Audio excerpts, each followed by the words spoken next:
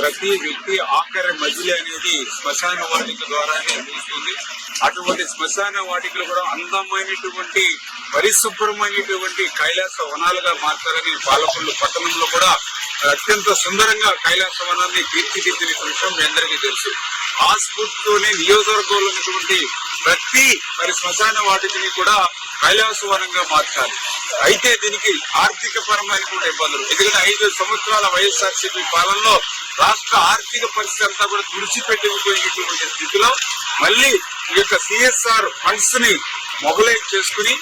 గ్రామస్తులు కూడా దాతల సహకారం తీసుకుని దానితో పాటుగా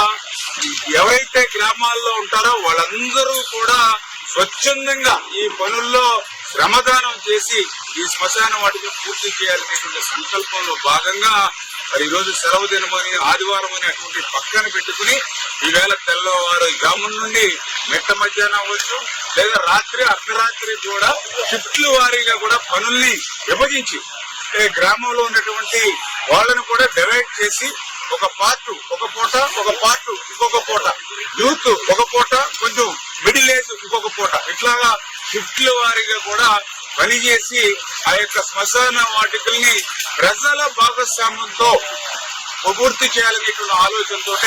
ఈ పనులకి శ్రీకారం చుడుతున్నామని చెప్పి మీ ద్వారా తెలియజేసుకుంటూ అందులో భాగంగానే ఈ రోజు ఆగర్తిపాలెం శ్మశాన వాటికి సంబంధించి బోర్లు తీయడం దగ్గర నుంచి భీములు కట్టడం దగ్గర నుంచి పాతువేలు తయారు చేయడం కాడి నుంచి అందరం కూడా పనుల్లో భాగస్వాములయ్యాం.